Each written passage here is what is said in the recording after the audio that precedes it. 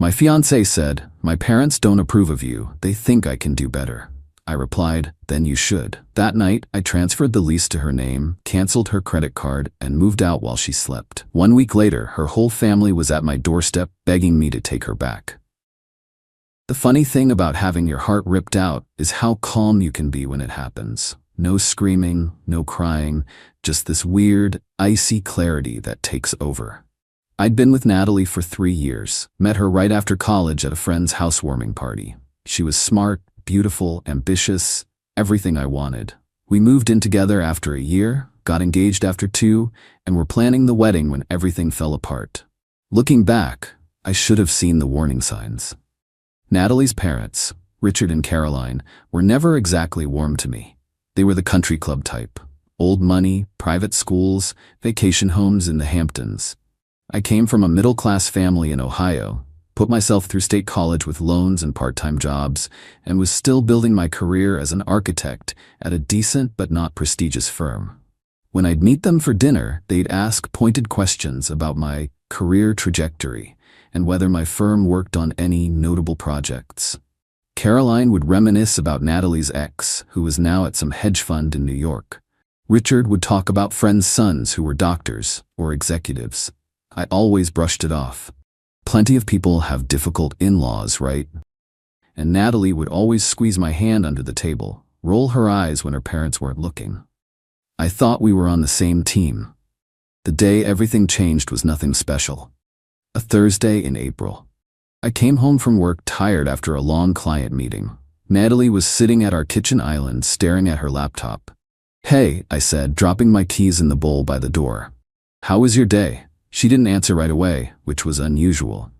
Natalie was always talking about work, friends, something she saw on Instagram.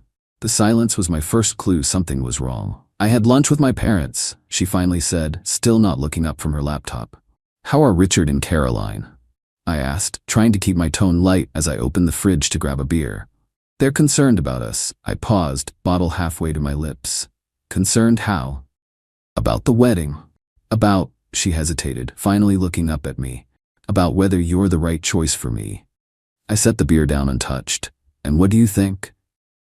"I think they want what's best for me." "That's not what I asked." She sighed, closing her laptop. "They pointed out some things I hadn't really thought about, like how your career doesn't have the same potential as someone in finance or medicine, how we'll never be able to afford the kind of life I grew up with, how we come from really different worlds." "We've known all that from day one," I said, my voice still oddly calm. "It never seemed to bother you before." It didn't, but thinking about the future, about kids someday, I don't know. They made some good points. Such as, like how you're so content where you are. You've never talked about making partner or starting your own firm. You're just comfortable being average. That stung. I'd never claimed to be exceptional, but I worked hard and took pride in my designs. I wasn't changing the world, but I was building a solid career doing something I loved. "What exactly are you saying, Natalie?" She twisted her engagement ring, the one that had cost me 3 months' salary, but that her mother had called quaint when she first saw it. "My parents don't approve of you," she said finally. "They think I can do better." The room seemed to tilt slightly, like a ship adjusting to a wave. 3 years together, a year of engagement, countless I love yous and future plans, and it came down to her parents' approval.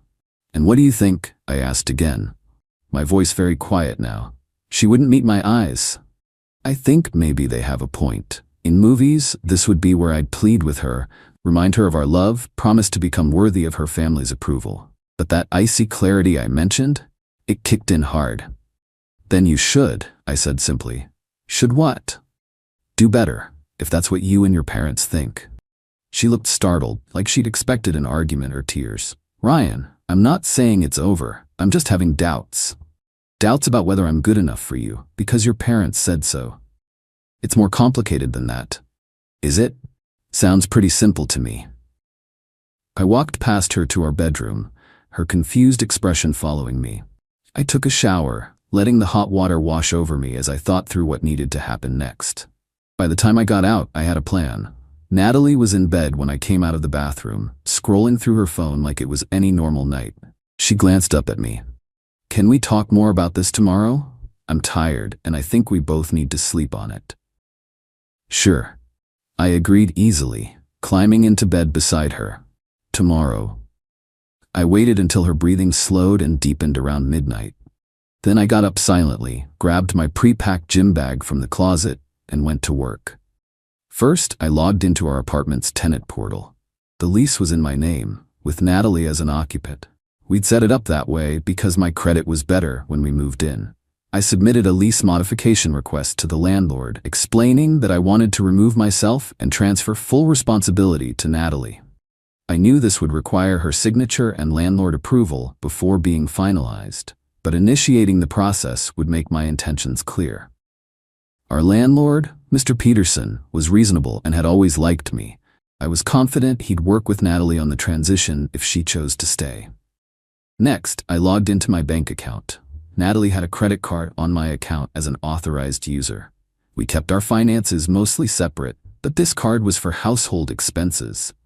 I removed her as an authorized user and requested a new card for myself. I also made a list of all the utilities and services in my name. Electricity, internet, streaming accounts that I'd need to either transfer or cancel after giving her proper notice.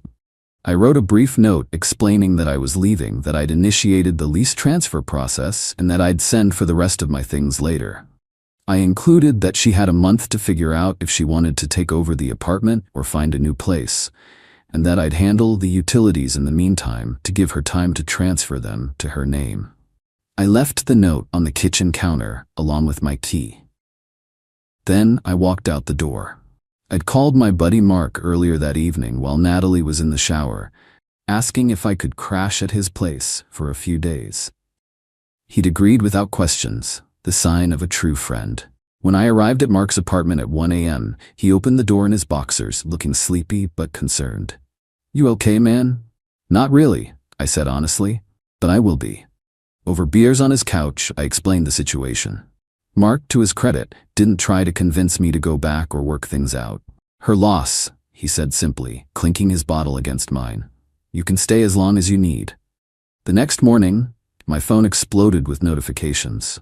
Calls, texts, and voicemails from Natalie, all increasingly frantic. "Where are you? Call me back right now. I can't believe you just left like that. The landlord called about a lease transfer. I can't afford this place alone on my salary. You canceled the credit card. How am I supposed to pay for groceries?" That last text was particularly rich.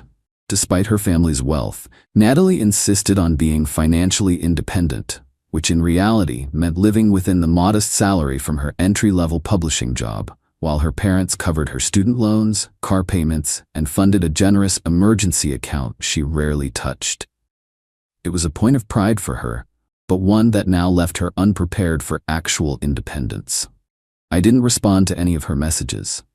Instead, I called my boss and explained I needed a few personal days. Then I spent the next week apartment hunting, eventually securing a small but decent one-bedroom across town that I could move into the following week. The rent was higher than my share at the old place, but I could manage with my recent project bonuses. Over the next few days, I methodically rebuilt my life. I stayed at Mark's apartment, sleeping on his couch and slowly gathering essentials for my new place. I updated my address everywhere, since I still legally had access to our old apartment until the lease situation was resolved. I arranged for a moving company to collect my furniture and larger belongings on a day I knew Natalie would be at work.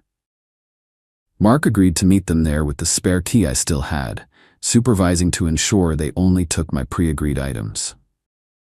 I also ordered the basics I would need immediately for the new apartment: bedding, kitchenware, toiletries, and had them delivered to Mark's place. By the time my new apartment was ready the following week, I had a plan for a smooth transition. Natalie's messages continued, evolving from angry to pleading. "Please talk to me. We can work this out." I didn't mean what I said. I was just stressed about wedding planning. My parents were wrong. I know that now. I finally responded on day 5 with a single text. "I'll be collecting the rest of my things next week. The utilities are paid through the end of the month, giving you time to put them in your name if you're staying. Please let me know a time when you won't be home so I can finish moving out." Her reply was immediate. Please don't do this. I love you. Too little, too late.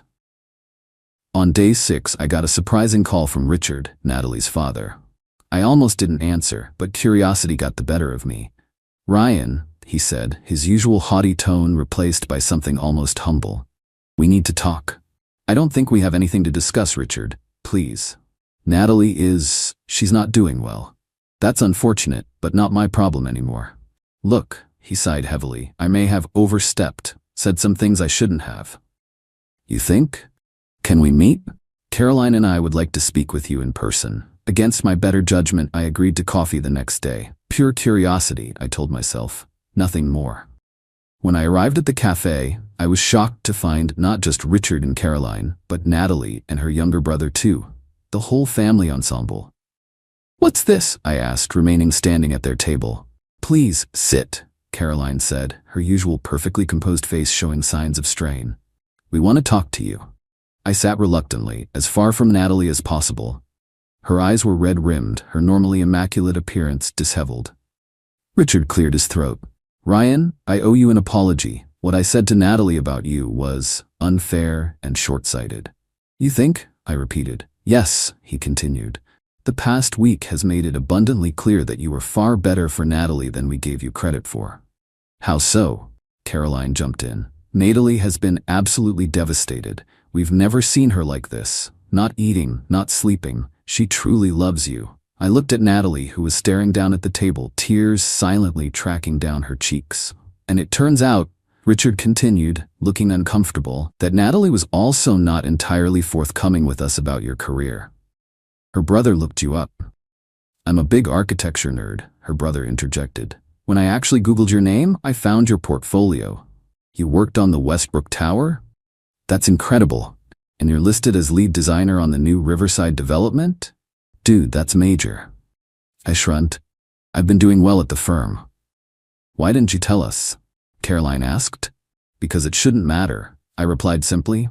I'm an architect because I love design, not to impress my fiancée's parents. Richard had the grace to look ashamed.